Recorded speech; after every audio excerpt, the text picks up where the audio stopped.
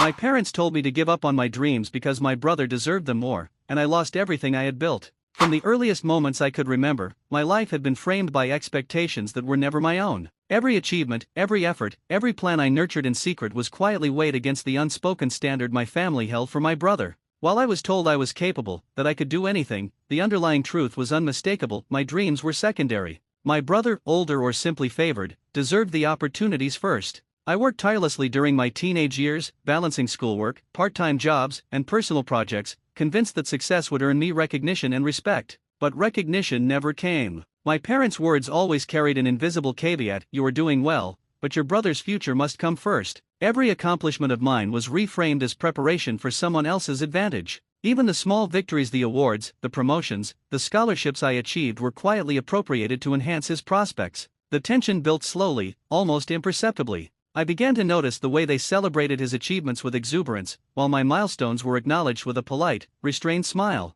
I was supposed to be proud, to support him, to step aside gracefully. But inside, a storm was brewing, a mix of resentment, disappointment, and a growing sense of injustice. I learned to swallow my frustration, to hide my tears, and to quietly dream of a life where my ambitions mattered. By the time I finished high school, the weight of expectation had solidified into an oppressive force. Every plan I had for college, every career path I envisioned, was subtly dismantled by my parents' insistence that my brother's opportunities were paramount. When I applied for programs far away, they discouraged me. When I dreamed of internships or projects that could shape my future, they reminded me, gently but firmly, that he needed support first. I began to feel invisible in my own family, as though my existence was only meaningful insofar as it benefited someone else. I started to question myself constantly: was I too ambitious? Too selfish? Too demanding? The more I gave up, the more they seemed satisfied. But giving up brought no peace. The void left by sacrificed dreams was heavy and raw, and no words of comfort could fill it. I felt trapped in a life designed by others, forced to witness someone else reap the rewards I had earned. And yet, I had learned to perform the role they expected of me flawlessly: obedient, grateful, and compliant, hiding the anger and sorrow behind a mask of calm acceptance. As years passed, the pattern became painfully clear. I was to be the silent supporter, the dependable hand behind the throne of my brother's success. I attended events I did not care for, celebrated achievements that were not mine, and quietly let go of passions that had once defined me. Each act of sacrifice was meant to demonstrate love and loyalty, but in reality, it built a silent prison around me. I had been trained to believe that my worth was measured by my ability to elevate another, and I obeyed. Yet, even in the depths of resignation, fragments of resistance survived. I began to journal secretly, documenting the dreams I had buried, the opportunities one had let slip away, and the ambitions that had been systematically sidelined. Those pages became a private testament to my true self, a quiet rebellion that no one could see. I wrote of the life I wanted, the career I had envisioned, the freedom I had been denied. Writing was the only space where I could breathe, where my identity did not depend on someone else's desires. By the time I reached adulthood, the consequences of years of sacrifice were undeniable. I had built little of my own, because everything I invested was meant to build my brother's foundation. I had experienced accomplishments, yes, but always under the shadow of someone else's advantage. I was respected by strangers, admired by teachers and colleagues, but at home, I was the invisible architect of my brother's life, the one whose dreams had been appropriated without acknowledgement or gratitude. The realization hit me hardest the day I understood that my parents had never intended for me to succeed on my own terms. All the encouragement, all the gentle reminders to persevere, had been a guise, a carefully maintained illusion that kept me obedient, compliant, and ultimately powerless. The future I had envisioned for myself had been quietly rewritten, and the life I had built through years of effort had been redirected to elevate another. I was left with the hollow victory of having achieved, yet simultaneously having lost everything that truly mattered to me. After years of silent sacrifice, the cracks in my composure began to widen. Each morning, I woke with a familiar ache in my chest, a reminder that the life I truly wanted was slipping further from my grasp. My parents' insistence on prioritizing my brother had become an unyielding rule, a doctrine that shaped every decision I made. Even when I attempted to assert my independence, their voices echoed in my mind: "You are doing enough, it's time to step aside." I tried, at first, to follow their expectations faithfully. I enrolled in courses that would benefit my brother's future, took on jobs that would support his endeavors, and withheld ambitions that might compete for attention. The praise I received was always tinged with an unspoken comparison: "You are competent, but not as essential as him." It was exhausting to live under a constant hierarchy, where my value was measured only by my willingness to sacrifice. Relationships became complicated, too. Friends and colleagues often saw me as driven, independent, and capable, yet at home, I was a shadow, constantly reminded that my primary duty was to serve the family's needs. I learned to smile through envy, to celebrate successes that were not mine, and to hide the bitterness that settled deep in my soul. Each small act of defiance, a personal project, a fleeting ambition, was met with subtle disapproval, leaving me to question whether rebellion was worth the inevitable reprimand.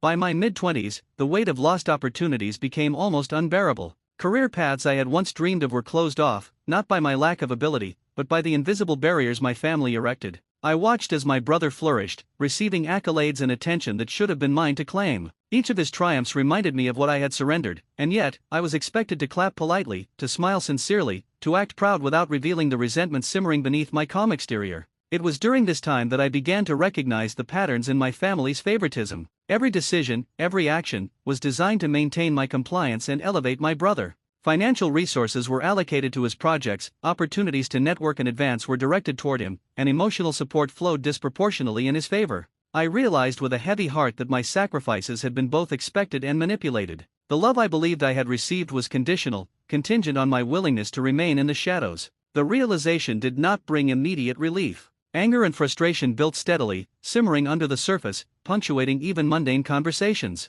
I felt trapped between loyalty to my family and loyalty to myself, torn between the ingrained sense of duty and the urgent need for self-preservation. Every attempt to assert independence was met with guilt, manipulation, or subtle punishment. My parents had mastered the art of control, weaving it into the very fabric of my existence, leaving me unsure whether any choice I made could truly be mine. Despite this, I began to experiment with small acts of autonomy. I pursued minor projects outside the family's scrutiny, applied for positions that aligned with my interests, and allowed myself brief glimpses of a life unencumbered by their expectations. Each step was terrifying, each success carried the weight of potential reprimand. But these moments, fleeting as they were, revealed a world where my dreams mattered, where I could imagine a life that was not dictated by my brother's needs. The turning point came unexpectedly. A professional opportunity arose that required travel, independent work, and a commitment I could not combine with the family's expectations. The choice was clear: comply with my parents' demands or pursue the chance to reclaim my own future. For the first time, I felt the sharp edge of decision, the exhilarating and terrifying prospect of choosing myself over the family I had long served.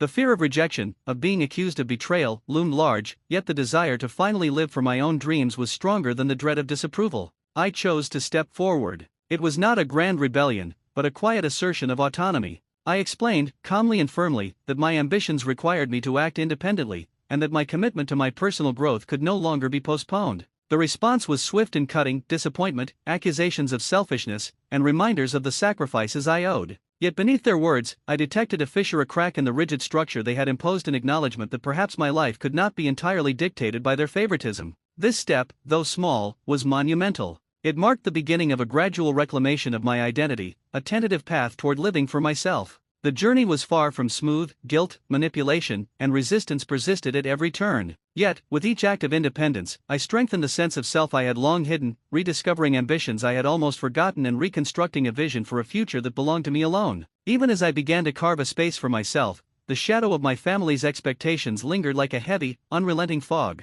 Each step forward felt fragile, as if one misstep might undo the progress I had fought so hard to achieve. The lessons of my youth were deeply ingrained: to prioritize others above myself, to suppress desire, to equate personal ambition with selfishness. Yet, a stubborn ember of determination burned quietly inside me, refusing to be extinguished. My mornings were no longer filled with the hollow ritual of compliance. Instead, I rose with a tentative sense of purpose, sketching out plans for projects that reflected my passions, not my brother's. I took on work that challenged me intellectually, forced me to think independently, and slowly began to trust my own judgment again. The world outside my family's influence revealed opportunities one had never allowed myself to imagine, spaces where my achievements could be recognized on their own merits. The process, however, was excruciating. Every act of autonomy was accompanied by a pang of guilt, a reminder that my parents had invested so much in shaping the person they wanted me to be. Calls home were fraught with tension. Casual questions about my progress were laced with veiled comparisons to my brother, highlighting the gap they still believed existed. It was a constant balancing act, a careful navigation between asserting independence and managing the delicate ego of my family.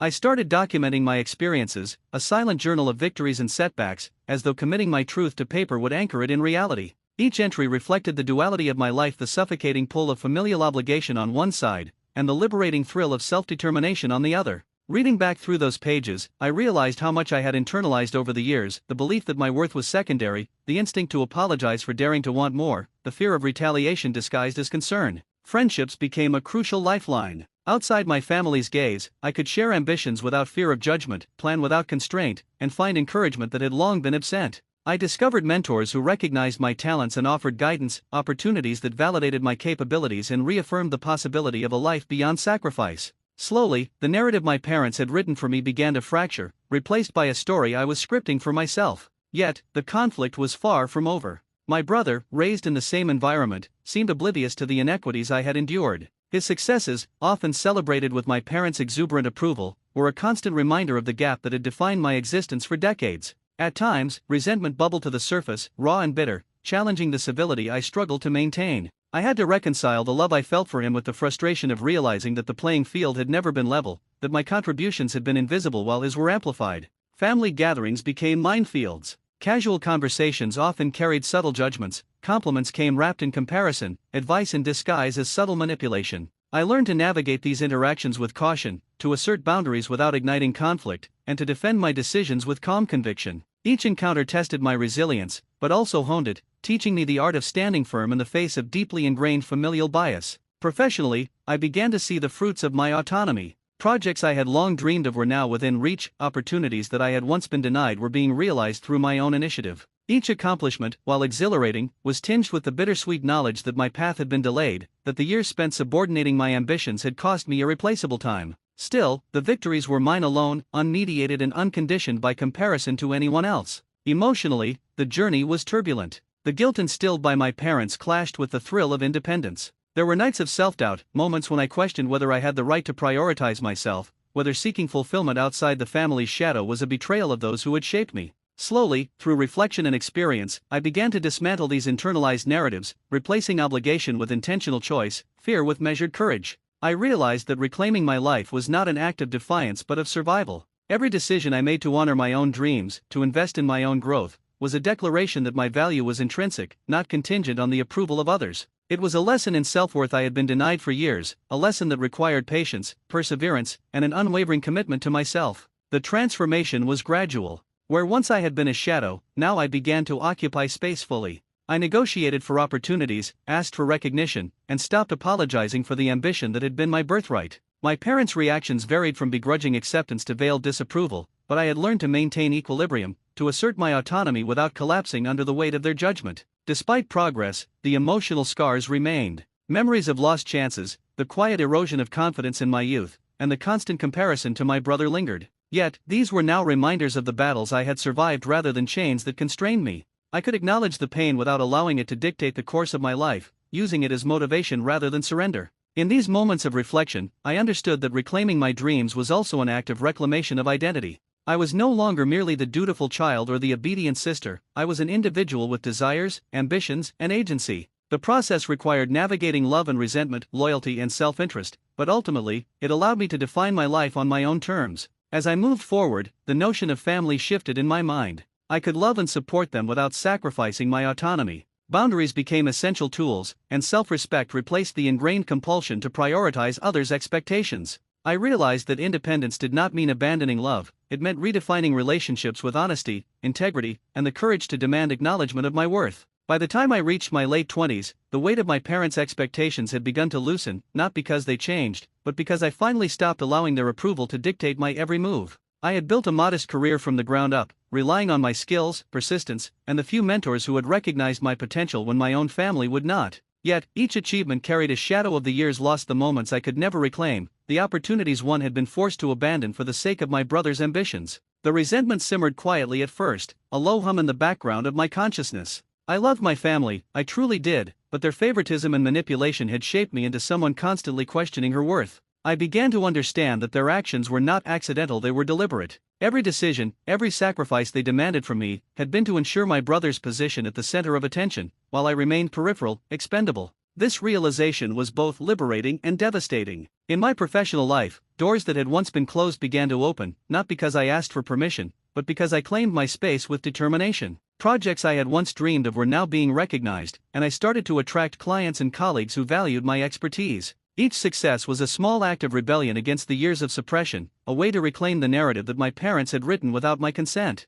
Socially, I cultivated relationships outside the family circle that reinforced my sense of identity. Friends became allies in my journey, providing encouragement and perspective when the familiar voices of my parents echoed doubt and judgment in my mind. I learned to lean on those who celebrated me for who I was, not for how I measured against someone else. The contrast between unconditional support and familial expectation was stark, highlighting the sacrifices I had endured silently for so many years. Despite these external victories, the emotional toll remained profound. Nights were sometimes spent replaying moments of humiliation and loss, the unfair comparisons, the subtle messages that my dreams were less valid than my brothers. I grappled with the pain of knowing that I had been conditioned to accept an inferior role, to view my aspirations as secondary. Healing required acknowledging that this dynamic was never about fairness, it was about control. I began to assert myself more openly with my parents, not through confrontation but by living authentically. My achievements, my choices, my independence, they became undeniable evidence of my worth. I no longer sought their validation, instead, I demonstrated it through action. This was met with mixed reactions, subtle resistance, passive-aggressive remarks, and occasional attempts to draw me back into compliance.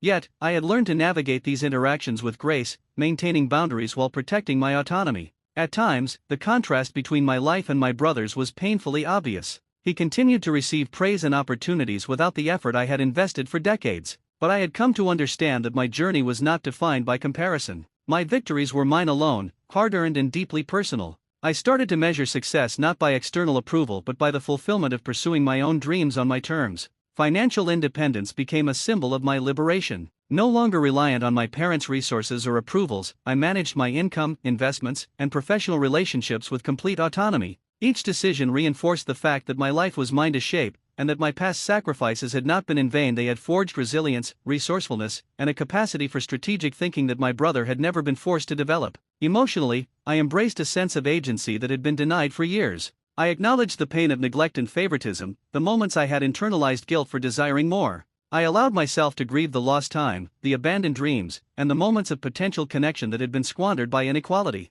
But I also celebrated the victories, small and large, that reflected my commitment to reclaiming my life. The complexity of family relationships remained. I loved my parents despite their flaws, recognizing that their behavior was a product of generational patterns, insecurities, and deeply ingrained biases. Yet, love no longer required submission or self-erasure. I could maintain connections while asserting my individuality, creating a new dynamic where respect for my autonomy became non-negotiable. Romantically, I discovered the importance of partners who valued my independence and ambition. Relationships no longer demanded compromise of my core identity. I sought companionship that reinforced my sense of self rather than diminished it, learning that love could coexist with autonomy, and that I did not have to sacrifice my dreams to maintain meaningful connections. The process of rebuilding my life was neither linear nor painless. There were setbacks, moments of self-doubt, and the persistent echo of familial criticism. Yet, each obstacle reinforced my determination to live authentically, to honor the person I had become despite the constraints of my upbringing. I realized that liberation was not an event but a continuous practice of self-affirmation, resilience, and intentional decision-making. By the end of this period, I had cultivated a life that was fully my own. Professional achievements, social networks, emotional resilience, and romantic relationships reflected the person I had always wanted to be. The scars of my past remained, but they served as reminders of the strength required to reclaim autonomy and self-worth.